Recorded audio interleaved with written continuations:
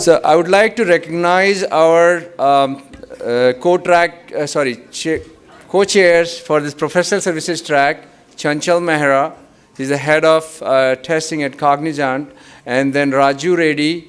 Raju Reddy is founder and CEO of Sierra Atlantic, now part of Hitachi Consulting, a large consulting services organization, as well as Praveen Kumar over there. So these are the three folks who are experts in this industry, put together this awesome track for us so that you can hear from the industry experts in what's going on in the professional services industry and how it's changing, how the landscape is changing there. With that, I would like to invite Chanchal Mehra here to introduce our next fireside chat moderator and speaker. Hello, everyone. Thank you for coming to our first professional services breakout session. I'm your host, Chanchal Mehra. For those who have tracked TIE over several years would agree with me that traditionally TIE has been focused on product and technology companies only. These were the starters with specific IPs and solutions, companies who wish to take next big leap, whether it is the next series of funding, an exit plan, or even an IPO. TIE has served them well and brought a platform where these leaders have access to veterans who have gone through this journey before. Late last year, TIE recognized that it can extend the same platform beyond product services companies and address similar issues faced by professional services companies today. We have seen immense response from our members, and as a result, this year we have added a separate breakout session just for professional services companies. Theme of our breakout session is to discuss and explore how professional services companies can differentiate themselves in today's market and stay relevant to their customers. In the next 60 minutes, our speakers and panelists will share their experience in professional services industry, what they see in the market today, how companies can grow without diluting value to their customers, and what opportunities exist today.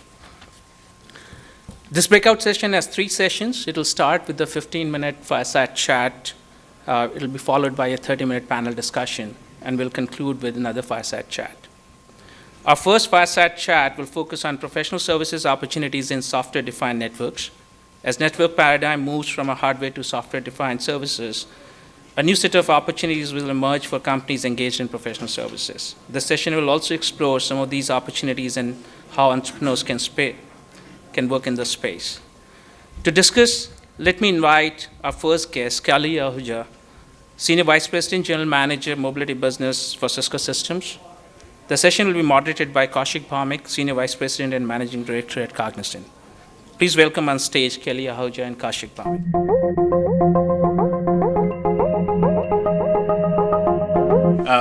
Good afternoon, everybody. I'm Kaushik Bhaumik with Cognizant, and it's a pleasure to have Kelly Ahuja with us today. The notion of our fireside chat is really to set the context for the broader panel that's coming up, and I think we're very fortunate to have Kelly with us to talk about software-defined networks. I know this is a very technical crowd, but I think it's probably worthwhile getting a baseline in terms of what are software-defined networks, Kelly, and how do you at Cisco are going after that marketplace?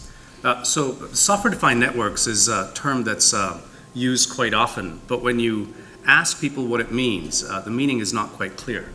So if you step back and look at what problems the businesses or customers are trying to solve, it's really 3 things. The first is when you talk to an enterprise or a service provider, the first thing is they're trying to reduce cost and complexity.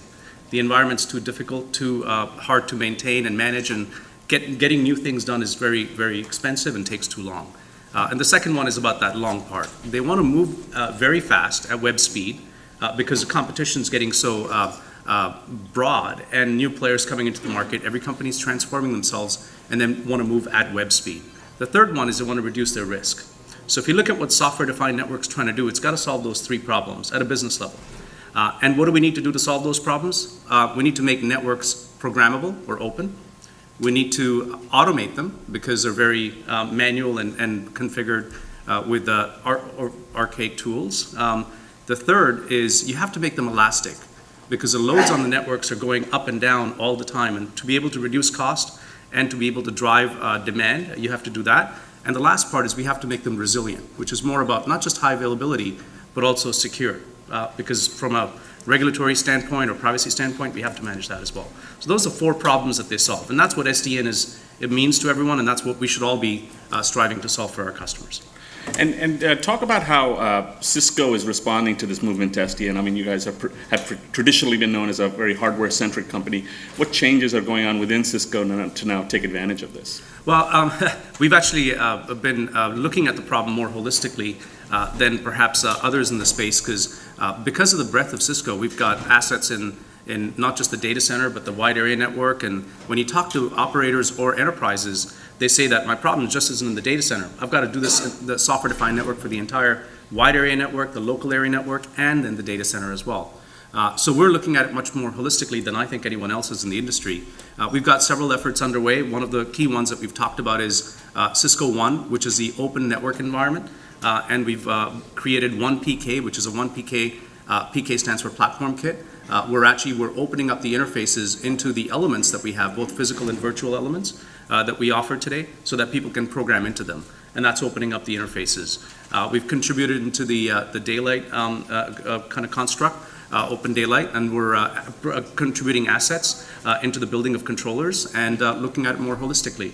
And then we're doing it for ourselves too, because we have some applications internally that we sell, both in collaboration as well as entertainment and video, or communications for that matter. But we're also making it possible for others to build upon that as well. That's terrific. And what are you seeing from the customer base in terms of operators, whether in the US and Europe, and I know you just got back from Japan. Kind of, what are some of the global trends you're seeing as people are moving towards SDN? Yeah, so the first thing is the definition of SDN is not well understood, right? Because we all talk about it through our own lens. And the first thing that we've got to do is put ourselves in the customer's lens and look at what SDN problems it should be solving for them. And we need to be consistent about that. And what role we play in that has got to be consistent. So when I traveled across the world, or even talk to customers here, that's one thing that becomes very clear. Because when you ask the customers, what does SDN mean to them? That's when they tell you about their business problems, right? And the business problems that they talk about are all the same. They're all consistent, no matter which operator you talk to or the enterprise you talk to, or financial sector or manufacturing vertical. They're all the same problems that you got to solve. So that's one thing that I notice. The second thing is that there's still a lot of questions and there's answers about the how and the when. And they're all talking about it, they're all looking at it, but the adoption in a broad way, they're actually tentative to figure out when they start, how they start, what are the piece parts they need to do. But everyone wants to figure out what the world is going to look like and make sure that they're actually doing the things that they need to get there. Okay. And I'm sure the competitive space now is changing quite a bit, moving away from maybe the hardware-centric to more software providers. Could you comment on that in terms of how you have to work with new set of providers in this space? Yeah, so it's interesting because as a company, most of our resources are actually software engineers, not hardware engineers, and most of the things we do are software-centric. But I think the key thing is that instead of the software being built for a particular platform or hardware, you have to look at software across the entire network and software solutions. And that's where I think the big change is occurring in the industry, where you can't just think about software as one piece part, but look at it as horizontal ways of stitching things together to be able to combine assets and offer a go-to-market and a solution capability there. Now, in terms of your question about what we're seeing in that space, clearly the competitive environment is different. And a lot of the upstarts or startups that are in this room and probably outside focus on a very specific element of it, right? As opposed to looking at the entire horizontal piece. And that's something you have to kind of put in context and figure out where everyone fits in, what specific problems they're solving, because everyone's solving the right problems. But which specific problem they're solving as part of the overall SDN architecture is very important to understand and articulate. And the third part is it's not just about software only. Right, because when you look at the entire problem, you've got to put together the network. And while it may be software defined, it's still about the network. And so not just software, but tying it to how software combined with systems, combined with silicon, is an absolutely fundamental differentiator that you have to have. Just having the software piece alone is not enough. Interesting. Now, I think this segues well for our audience here, which is a lot of professional services firms. What kind of opportunities would you advise them to think about as this world moves towards SDN? Yeah, I know it's interesting because the professional services environment in the past used to be all about staff augmentation and about picking up out-tasking, et cetera. As I look ahead in the SDN world, the construct that most enterprises and businesses or providers are talking about is a DevOps model. In the DevOps model, they want to be able to, as I said before, automate, make the network elastic, and all those kinds of things. They need help figuring out how to do that. And for many of them, that's actually a new area, and they have to retool their resources, retool their infrastructure, retool their assets to be able to go into that area. So I think there's a tremendous opportunity from the professional services teams to be able to go and help the operators build platforms or build applications that they can actually deploy in the DevOps model in different parts of the network. And the SDN construct isn't going to be one construct that's built. It's going to be a layered construct that gets built in a wide area network, a local area network, or in a data center. And doing those things, whether it's orchestration or elasticity or resiliency, building applications around that can be replicated across multiple enterprises or different verticals could be a way that professional services teams can grow their businesses. And what kind of investments would a professional services organization, new investments they would have to make? Is it certifications on new technology? Is it building out certain capabilities? What kind of advice would you give them? I think the business model has to change, right? Okay. Because traditionally the business model in professional services has been, we'll invest in it when we get a PO or a contract.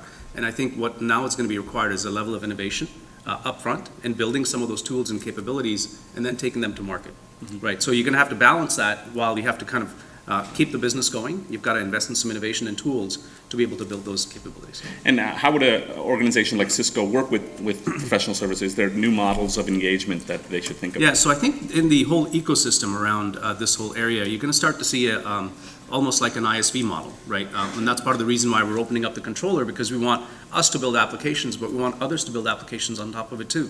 So think of it as an ISV type ecosystem where everyone can participate, right? And people can go and build some specific applications or tools or capabilities for customers to use.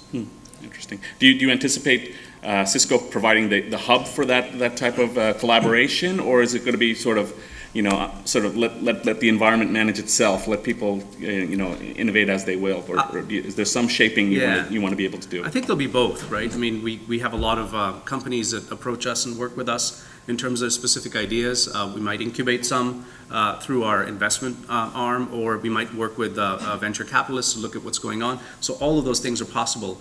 But the clear thing is going to have to be a structured program where you can actually bring in your applications, get them validated and tested, and those kinds of things have to be built out.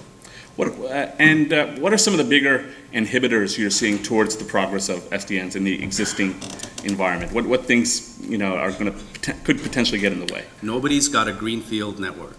Everyone's got a lot of legacy deployed, and everyone talks about building this great new network, not worrying about how to transition all the existing assets to that new model.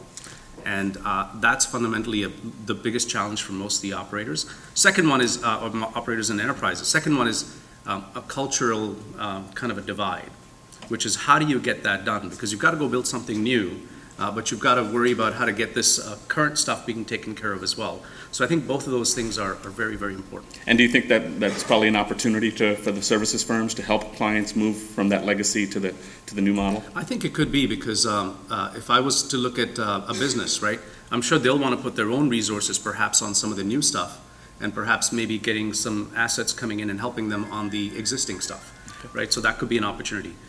Or being able to integrate the tools and capabilities for all this entire network, while not just worrying about all the new things that many of the startups are focused on or other companies are focused on, but even helping with the legacy stuff as to how that integrates together. Terrific. Well, it sounds like it's going to be a very exciting space for the next several years. So thank you, Kelly, for taking the time to share with us your perspectives, and hope the audience found this helpful. Great. Thank you. Thanks so much.